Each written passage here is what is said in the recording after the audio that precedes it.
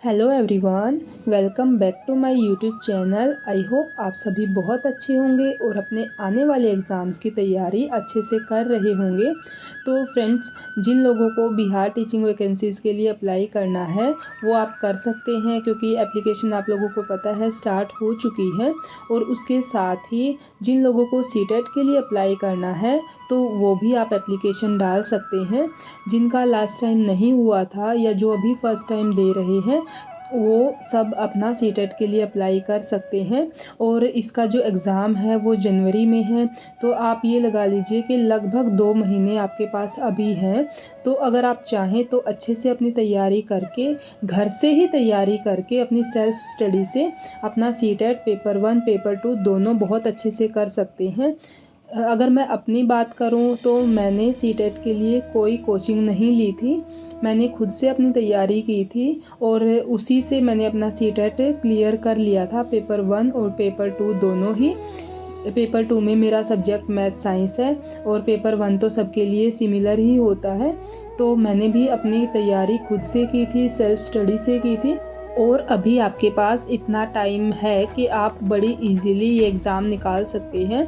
और अगर हाउसवाइफ हैं आप, तब भी इतने टाइम में आप अपने एग्ज़ाम को क्वालिफाई कर सकती हैं। तो उसके लिए आपको अभी से तैयारी अपनी स्टार्ट करनी होगी। अगर आप चाहते हैं एक कंप्लीट सेपरेट वीडियो उसके ऊपर, तो वो मैं आपके लिए ज़रूर बनाऊंगी। उसके लिए आप मुझे कमेंट कर सकते हैं। और अभी देखिए, आज मैं घर का थोड़ा सा काम कंप्लीट करने के बाद सुबह मॉर्निंग में अपनी पढ़ाई के लिए बैठ गई थी। सबसे पहले मैं जीएस का पोर्शन ही कर रही हूँ, इसमें भी हिस्ट्री कर रही हूँ सबसे पहले। तो जैसे ही हिस्ट्री का पोर्शन कंप्लीट हो जाएगा, साथ के साथ ही मैं उसमें ज्योग्राफी का पोर्शन भी कंप्लीट कर लेती हूँ, ताकि मैं बाकी सब्जेक्ट्स को भी अच्छे से टाइम दे पाऊँ।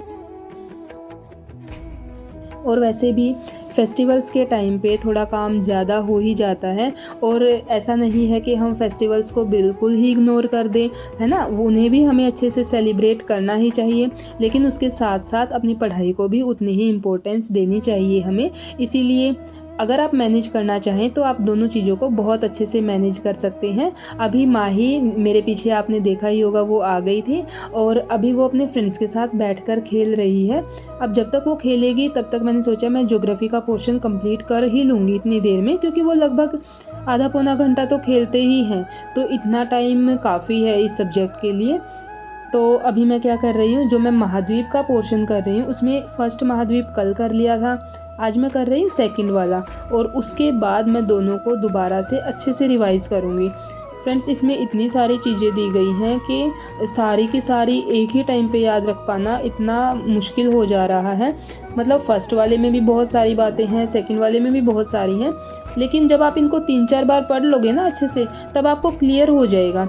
और ना ज्योग्राफी में आपको ऐसा भी करना चाहिए, आपको ना मैप बुक से काफ़ी हेल्प मिलती है। मतलब एक चीज़ देखिए, जो हम रट के याद करते हैं और जो चीज़ हम देख के याद करते हैं, उन दोनों में बहुत ज़्यादा डिफरेंस होता है। जब हम देख के कुछ चीज़ याद रखते हैं तो वो हमें लंबे टाइम तक याद रहती है ना। जैसे कोई पिक्चर देख के जब हम याद करते हैं चीज़ों को, तब हमें पता होता है हाँ ये चीज़ यहाँ है, और इस तरीके से हम याद रख लेते हैं। तो अभी मैं सोच रही हूँ कि मैं अपने लिए एक ज्योग्राफी की पिक्चर बुक ले आऊँ, जिसमें मुझे अच्छे से लर्न हो जाएं सारी चीज़ें और उनको मैं लंबे टाइम तक अपने माइंड में रख पाऊँ। मेरे पास यही बुक है तो मैं इसी से अपना कवर कर रही हूँ। देखिए, माही आराम से अपने फ्रेंड्स के साथ खेल रही है। अब बस इन लोगों के घर से इनका बुलावा आ चुका है और ये जाने ही वाले हैं। तो जैसे ही ये लोग चले गए थे, मैं भी अपना किचन में काम लग गई थी, लंच बनाने के लिए चली गई थी। और उसके साथ ही घर का जो भी काम बचा हुआ है मैं सारा इसी टाइम पे कंप्लीट कर लूँगी। जब मेरा सारा काम कंप्लीट हो गया था तो मैंने थोड़ी देर रेस्ट किया। फिर मैं और माही हम दोनों थोड़ी देर के लिए, एक यहाँ शॉप है काफ़ी बड़ी, वहाँ से घर का जो भी सामान था वो सारा का सारा मैं लेकर आ गई थी। और मेरी बेटी को बाहर घूमना, शॉपिंग करना इतना ज़्यादा पसंद है ना कि मैं आपको क्या ही बताऊँ। वो इतना ज़्यादा इंटरेस्ट दिखाती है इन चीज़ों में। मतलब मैं वहाँ खड़ी थी और वो मुझसे पूछ रही थी, मम्मा ये सामान लेना है या नहीं लेना है, और वो आराम से उठा के उसे बास्केट में रख दे रही थी। तो उसके बाद हम घर आ गए थे और घर आने के बाद फिर मैंने अपनी पढ़ाई को स्टार्ट किया था। जब हम खुद एक माँ बन जाती हैं तब हमें अपनी मम्मी की जो एक्चुअल वैल्यू है ना वो समझ में आती है। मतलब हमें ये समझ में आ जाता है कि उस टाइम पे जब हम छोटे रहे होंगे हमारी मम्मा ने हमारे लिए कितना ज़्यादा सेक्रीफाइस किया होगा और उन्होंने हमारे लिए क्या-क्या सहा होगा। तो चलिए फ्रेंड्स, अभी मैं मैथ्स के क्वेश्चन सोल्व कर रही हूँ और ये सारे क्वेश्चन सोल्व करने के बाद फिर मेरा शाम के खाने का टाइम हो जाएगा।